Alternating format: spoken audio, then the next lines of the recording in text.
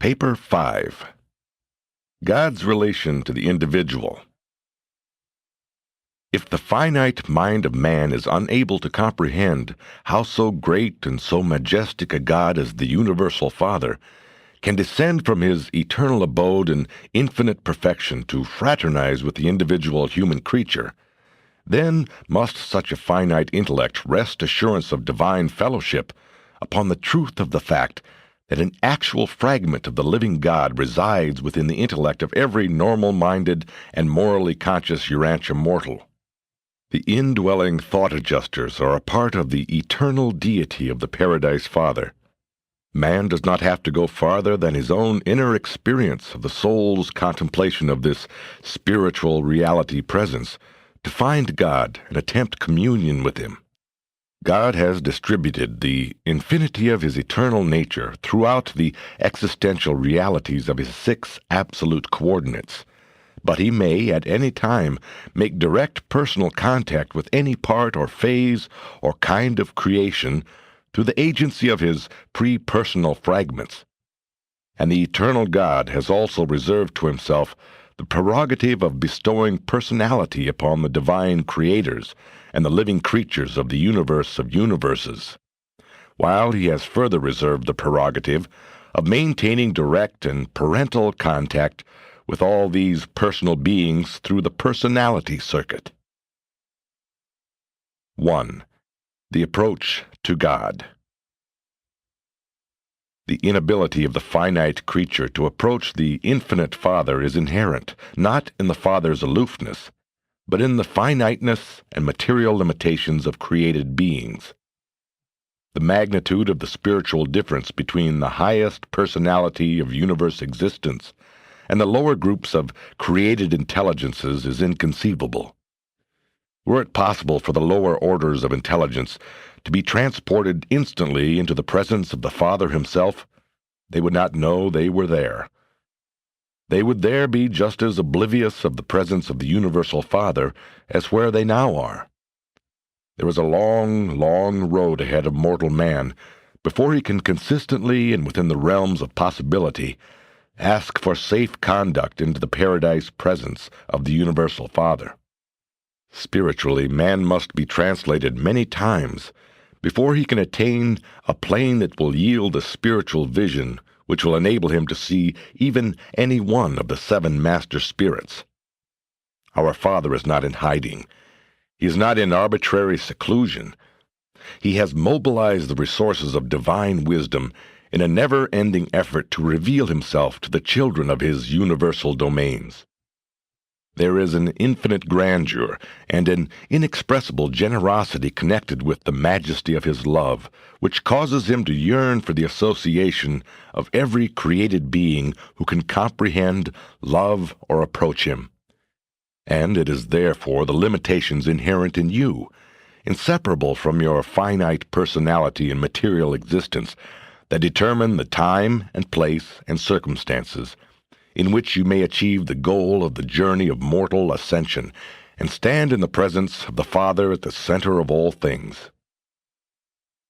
Although the approach to the paradise presence of the Father must await your attainment of the highest finite levels of spirit progression, you should rejoice in the recognition of the ever-present possibility of immediate communion with the bestowal spirit of the Father, so intimately associated with your inner soul and your spiritualizing self.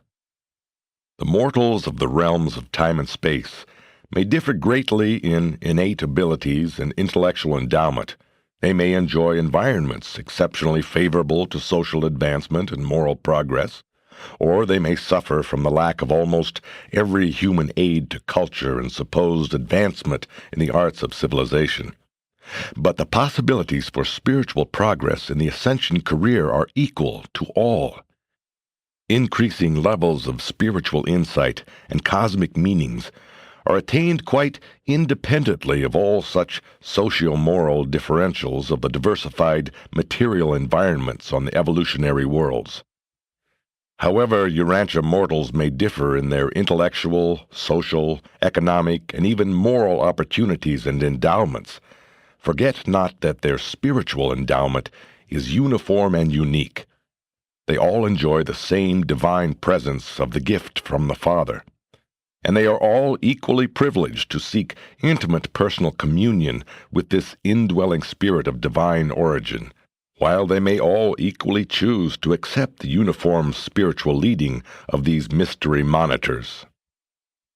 If mortal man is wholeheartedly spiritually motivated, unreservedly consecrated to the doing of the Father's will, then, since he is so certainly and so effectively spiritually endowed by the indwelling and divine adjuster, there cannot fail to materialize in that individual's experience the sublime consciousness of knowing God, and the supernal assurance of surviving for the purpose of finding God by the progressive experience of becoming more and more like Him. Man is spiritually indwelt by a surviving thought adjuster. If such a human mind is sincerely and spiritually motivated, if such a human soul desires to know God and become like Him, honestly wants to do the Father's will, there exists no negative influence of mortal deprivation, nor positive power of possible interference, which can prevent such a divinely motivated soul from securely ascending to the portals of paradise. The Father desires all His creatures to be in personal communion with Him. He has on paradise a place to receive all those whose survival status and spiritual nature make possible such attainment. Therefore, settle in your philosophy now and forever. To each of you and to all of us, God is approachable. The Father is attainable. The way is open. The forces of divine love and the ways and means of divine administration are all interlocked in an effort to facilitate the advancement of every worthy intelligence of every universe to the paradise presence of the universal Father. The fact that vast time is involved in the attainment of God makes the presence and personality of the infinite none the less real. Your ascension is a part of the circuit of the 7 superuniverses, and though you swing around it countless times, you may expect, in spirit and in status, to be ever swinging inward. You can depend upon being translated from sphere to sphere, from the outer circuits ever nearer the inner center, and some day, doubt not, you shall stand in the divine and central presence, and see Him, figuratively speaking, face to face. It is a question of the attainment of actual and literal spiritual levels, and these spiritual levels are attainable by any being who has been indwelt by a mystery monitor, and who has subsequently eternally fused with that thought adjuster. The Father is not in spiritual hiding, but so many of His creatures have hidden themselves away in the mists of their own willful decisions, and for the time being have separated themselves from the communion of His Spirit and the Spirit of His Son by the choosing of their own perverse ways, and by the indulgence of the self-assertiveness of their intolerant minds and unspiritual natures. Mortal man may draw near God, and may repeatedly forsake the divine will so long as the power of choice remains. Man's final doom is not sealed until he has lost the power to choose the Father's will. There is never a closure of the Father's heart to the need and the petition of His children. Only do His offspring close their hearts forever to the Father's drawing power when they finally and forever lose the desire to do His divine will, to know Him, and to be like Him. Likewise is man's eternal destiny assured when a juster fusion proclaims to the universe that such an ascender has made the final and irrevocable choice to live the Father's will. The great God makes direct contact with mortal man and gives a part of His infinite and eternal and incomprehensible self to live and dwell within him. God has embarked upon the eternal adventure with man.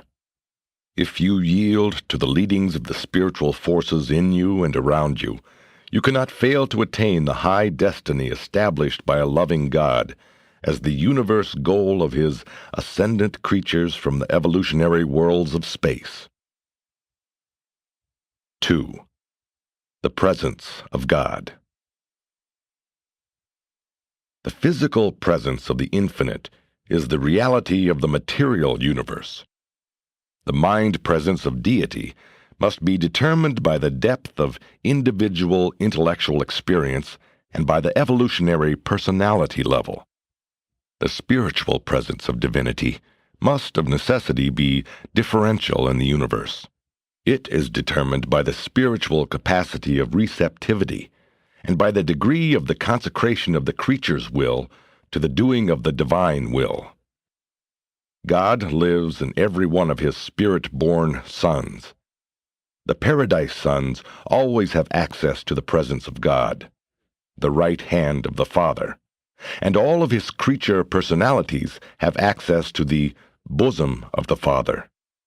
This refers to the personality circuit, whenever, wherever, and however contacted, or otherwise entails personal, self-conscious contact and communion with the Universal Father, whether at the central abode or at some other designated place, as on one of the 7 sacred spheres of paradise. The divine presence cannot, however, be discovered anywhere in nature or even in the lives of God-knowing mortals so fully and so certainly as in your attempted communion with the indwelling mystery monitor, the paradise thought adjuster. What a mistake to dream of God far off in the skies, when the Spirit of the Universal Father lives within your own mind. It is because of this God fragment that indwells you that you can hope, as you progress in harmonizing with the adjuster's spiritual leadings, more fully to discern the presence and transforming power of those other spiritual influences that surround you and impinge upon you, but do not function as an integral part of you. The fact that you are not intellectually conscious of close and intimate contact with the indwelling adjuster does not in the least disprove such an exalted experience. The proof of fraternity with the divine adjuster consists wholly in the nature and extent of the fruits of the Spirit, which are yielded in the life experience of the individual believer. By their fruits you shall know them. It is exceedingly difficult for the meagerly spiritualized, material mind of mortal man to experience marked consciousness of the spirit activities of such divine entities as the paradise adjusters.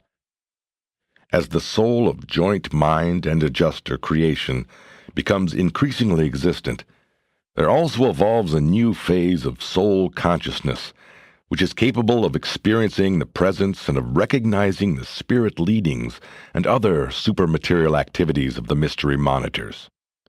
The entire experience of adjuster communion is one involving moral status, mental motivation, and spiritual experience. The self-realization of such an achievement is mainly, though not exclusively, limited to the realms of soul consciousness, but the proofs are forthcoming and abundant in the manifestation of the fruits of the Spirit in the lives of all such inner spirit contactors. 3. True worship. Though the paradise deities from the universe standpoint are as one, in their spiritual relations with such beings as inhabit Urantia, they are also 3 distinct and separate persons. There is a difference between the Godheads in the matter of personal appeals, communion, and other intimate relations.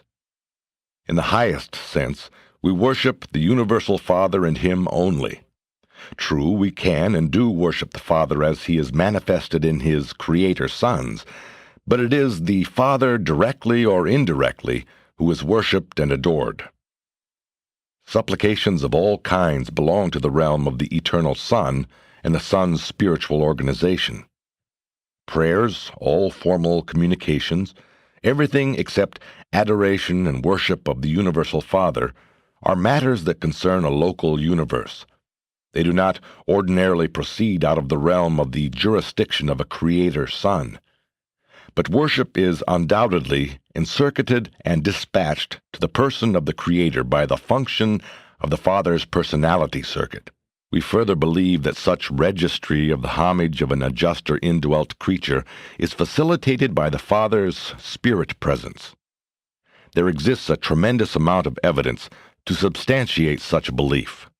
And I know that all orders of Father fragments are empowered to register the bona fide adoration of their subjects acceptably in the presence of the Universal Father. The adjusters undoubtedly also utilize direct, pre-personal channels of communication with God, and they are likewise able to utilize the spirit gravity circuits of the Eternal Son. Worship is for its own sake. Prayer embodies a self or creature interest element. That is the great difference between worship and prayer. There is absolutely no self-request or other element of personal interest in true worship. We simply worship God for what we comprehend Him to be. Worship asks nothing and expects nothing for the worshiper. We do not worship the Father because of anything we may derive from such veneration.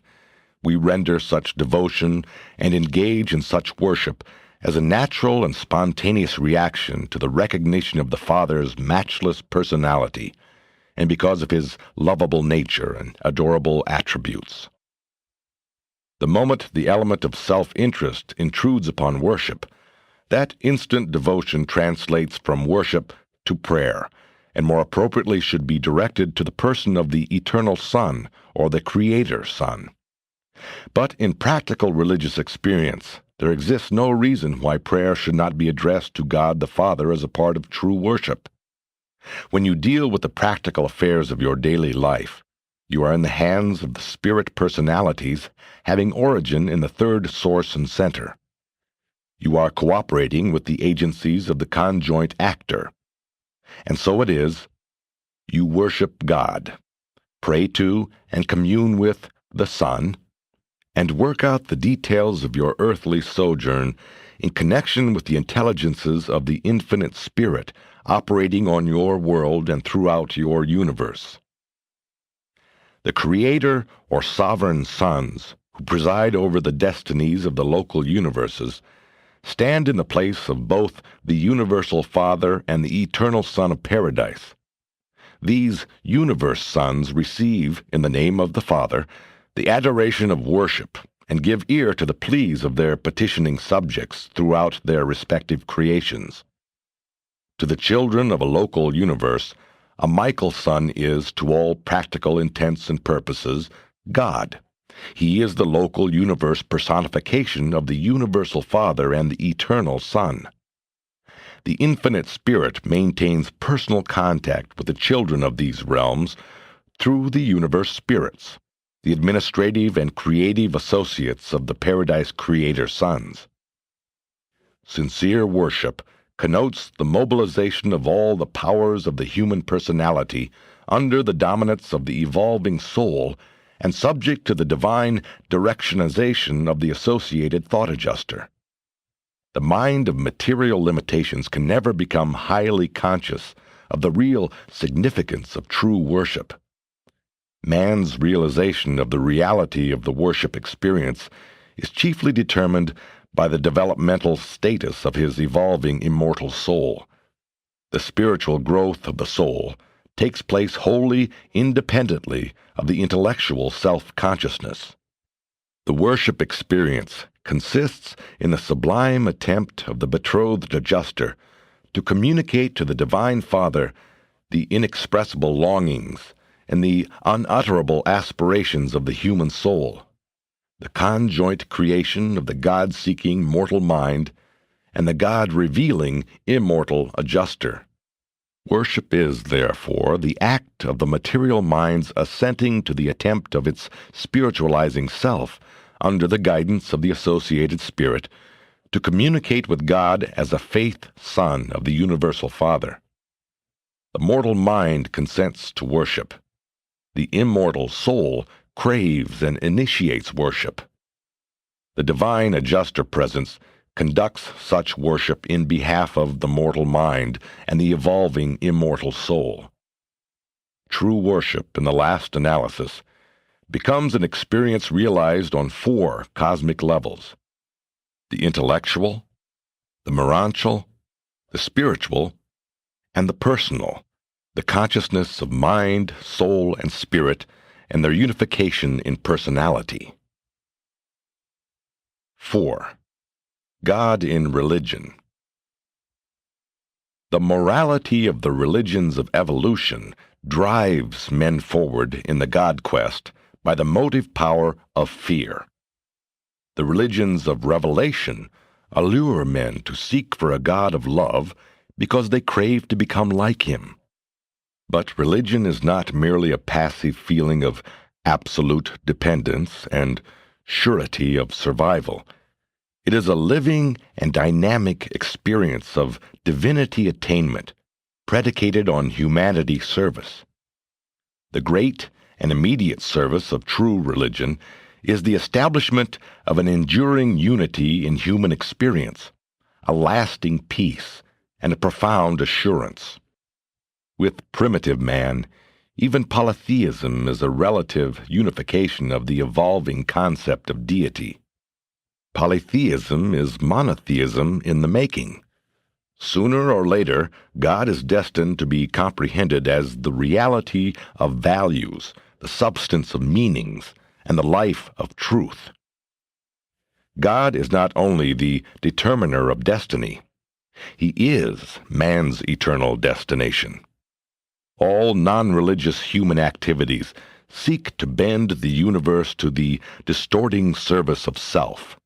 The truly religious individual seeks to identify the self with the universe, and then to dedicate the activities of this unified self to the service of the universe family of fellow beings, human and superhuman.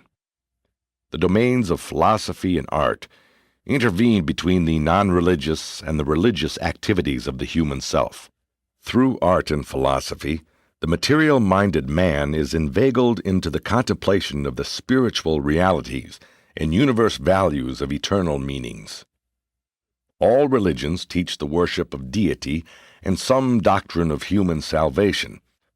The Buddhist religion promises salvation from suffering, unending peace. The Jewish religion promises salvation from difficulties, prosperity predicated on righteousness. The Greek religion promises salvation from disharmony, ugliness, by the realization of beauty. Christianity promises salvation from sin, sanctity. Mohammedanism provides deliverance from the rigorous moral standards of Judaism and Christianity. The religion of Jesus is salvation from self, deliverance from the evils of creature isolation in time and in eternity. The Hebrews based their religion on goodness, the Greeks on beauty. Both religions sought truth. Jesus revealed a God of love, and love is all-embracing of truth, beauty, and goodness. The Zoroastrians had a religion of morals, the Hindus a religion of metaphysics, the Confucianists a religion of ethics. Jesus lived a religion of service. All these religions are of value in that they are valid approaches to the religion of Jesus. Religion is destined to become the reality of the spiritual unification of all that is good, beautiful, and true in human experience. The Greek religion had a watchword, know yourself. The Hebrews centered their teaching on know your God. The Christians preach a gospel aimed at a knowledge of the Lord Jesus Christ. Jesus proclaimed the good news of knowing God and yourself as a son of God. These differing concepts of the purpose of religion determine the individual's attitude in various life situations and foreshadow the depth of worship and the nature of his personal habits of prayer. The spiritual status of any religion may be determined by the nature of its prayers. The concept of a semi-human and jealous God is an inevitable transition between polytheism and sublime monotheism. An exalted anthropomorphism is the highest attainment level of purely evolutionary religion. Christianity has elevated the concept of anthropomorphism from the ideal of the human to the transcendent and divine concept of the person of the glorified Christ. And this is the highest anthropomorphism that man can ever conceive. The Christian concept of God is an attempt to combine three separate teachings. 1. The Hebrew concept. God is a vindicator of moral values, a righteous God. 2. The Greek concept. God is a unifier, a God of wisdom. 3. Jesus concept. God is a living friend, a loving Father, the divine presence. It must therefore be evident that composite Christian theology encounters great difficulty in attaining consistency. This difficulty is further aggravated by the fact that the doctrines of early Christianity were generally based on the personal religious experience of three different persons: Philo of Alexandria, Jesus of Nazareth, and Paul of Tarsus. In the study of the religious life of Jesus, view him positively. Think not so much of his sinlessness as of his righteousness, his loving service. Jesus upstepped the passive love disclosed in the Hebrew concept of the Heavenly Father to the higher, active, and creature-loving affection of a God who is the Father of every individual, even of the wrongdoer. 5. The consciousness of God. Morality has its origin in the reason of self-consciousness. It is superanimal but wholly evolutionary. Human evolution embraces in its unfolding all endowments antecedent to the bestowal of the adjusters and to the pouring out of the Spirit of truth. But the attainment of levels of morality does not deliver man from the real struggles of mortal living. Man's physical environment entails the battle for existence. The social surroundings necessitate ethical adjustments. The moral situations require the making of choices in the highest realms of reason. The spiritual experience, having realized God, demands that man find him and sincerely strive to be like him. Religion is not grounded in the facts of science, the obligations of society, the assumptions of philosophy, or the implied duties of morality. Religion is an independent realm of human response to life situations, and is unfailingly exhibited at all stages of human development which are post-moral. Religion may permeate all four levels of the realization of values and the enjoyment of universe fellowship: the physical or material level of self-preservation, the social or emotional level of fellowship, the moral or duty level of reason, the spiritual level of the consciousness of universe fellowship through divine worship. The fact-seeking scientist conceives of God as the first cause, a God of force. The emotional artist sees God as the ideal of beauty, a God of aesthetics. The reasoning philosopher is sometimes inclined to posit a God of universal unity, even a pantheistic deity. The religionist of faith believes in a God who fosters survival, the Father in heaven, the God of love. Moral conduct is always an antecedent of evolved religion, and a part of even revealed religion, but never the whole of religious experience. Social service is the result of moral thinking and religious living. Morality does not biologically lead to the higher spiritual levels of religious experience. The adoration of the abstract beautiful is not the worship of God. Neither is exaltation of nature nor the reverence of unity the worship of God. Evolutionary religion is the mother of the science, art, and philosophy which elevated man to the level of receptivity to revealed religion, including the bestowal of adjusters and the coming of the Spirit of truth. The evolutionary picture of human existence begins and ends with religion, albeit very different qualities of religion, one evolutional and biological, the other revelational and periodical. And so, while religion is normal and natural to man, it is also optional. Man does not have to be religious against his will. Religious experience, being essentially spiritual, can never be fully understood by the material mind. Hence the function of theology, the psychology of religion. The essential doctrine of the human realization of God creates a paradox in finite comprehension. It is well nigh impossible for human logic and finite reason to harmonize the concept of divine immanence, God within and a part of every individual, with the idea of God's transcendence, the divine domination of the universe of universes. These two essential concepts of deity must be unified in the faith grasp of the concept of the transcendence of a personal God, and in the realization of the indwelling presence of a fragment of that God, in order to justify intelligent worship and validate the hope of personality survival. The difficulties and paradoxes of religion are inherent in the fact that the realities of religion are utterly beyond the mortal capacity for intellectual comprehension. Mortal man secures three great satisfactions from religious experience, even in the days of his temporal sojourn on earth. 1. Intellectually, he acquires the satisfactions of a more unified human consciousness. 2. Philosophically, he enjoys the substantiation of his ideals of moral values. 3. Spiritually, he thrives in the experience of divine companionship, in the spiritual satisfactions of true worship. God consciousness, as it is experienced by an evolving mortal of the realms, must consist of three varying factors, three differential levels of reality realization.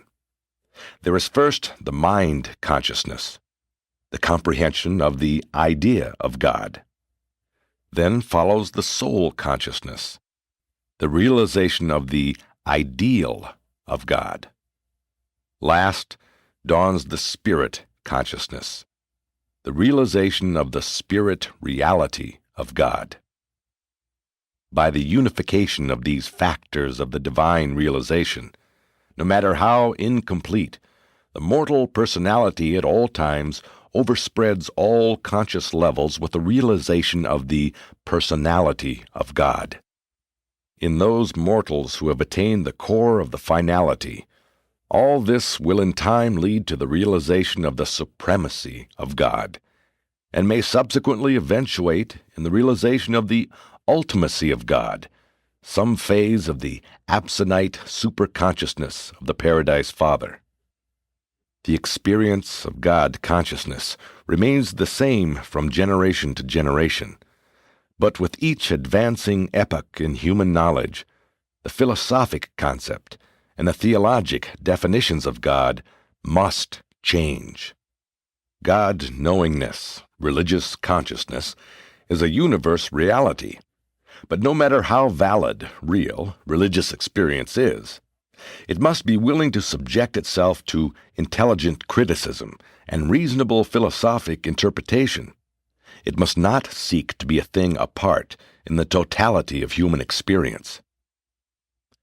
Eternal survival of personality is wholly dependent on the choosing of the mortal mind, whose decisions determine the survival potential of the immortal soul. When the mind believes God, and the soul knows God, and when, with the fostering adjuster, they all desire God, then is survival assured.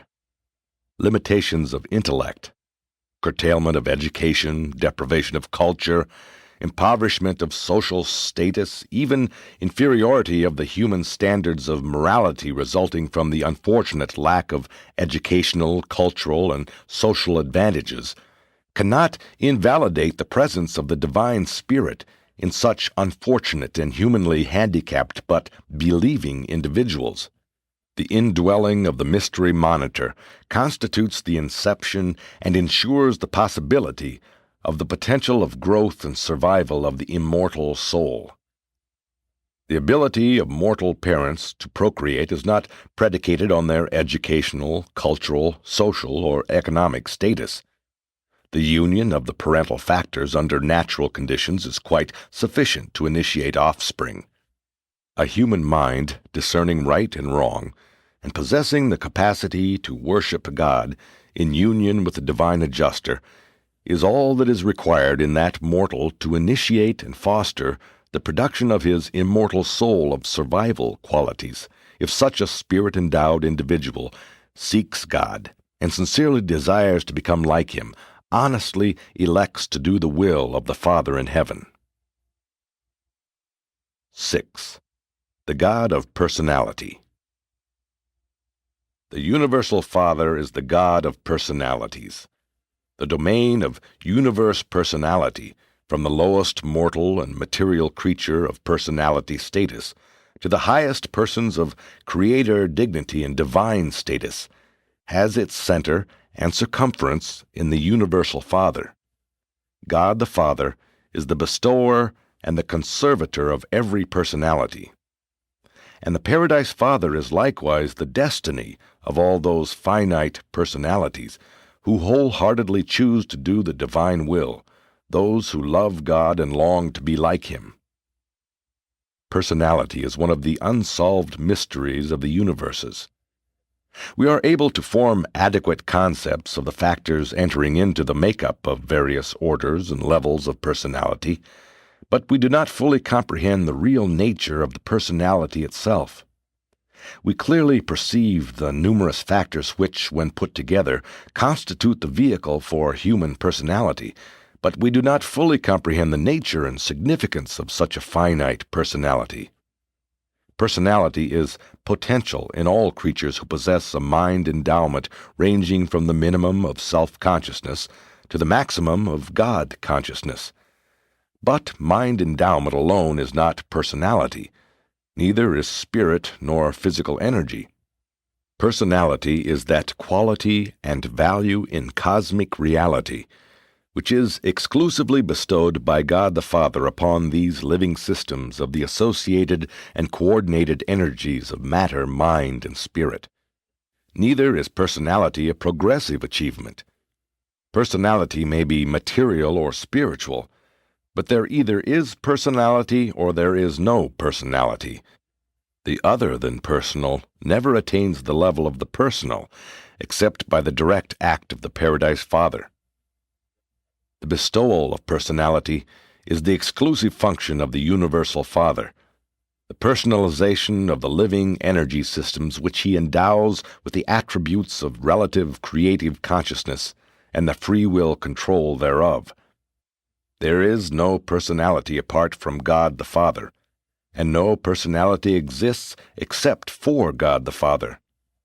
The fundamental attributes of human selfhood, as well as the absolute adjuster nucleus of the human personality, are the bestowals of the Universal Father, acting in his exclusively personal domain of cosmic ministry.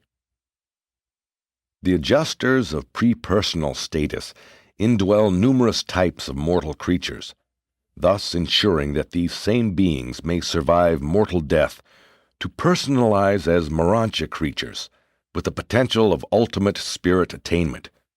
For when such a creature mind of personality endowment is indwelt by a fragment of the spirit of the eternal God, the pre-personal bestowal of the personal Father, then does this finite personality possess the potential of the divine and the eternal, and aspire to a destiny akin to the ultimate, even reaching out for a realization of the absolute.